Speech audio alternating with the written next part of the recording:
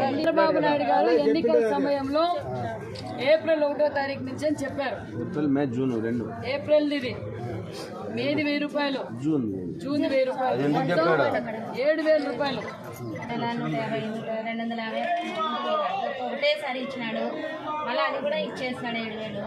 చాలా సంతోషంగా ఉంది. Thank you. మీ పెద్దన్నయ్య ఇంటి వద్దకి మీకు పెన్షన్ పంపించారు. ఇంకో తల్లి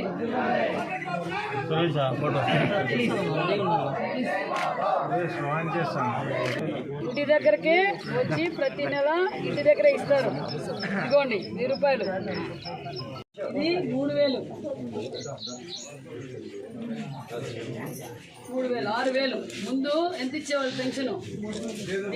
బెదిరించినారు, మేము పెన్షన్ ఇవ్వము అన్నారు.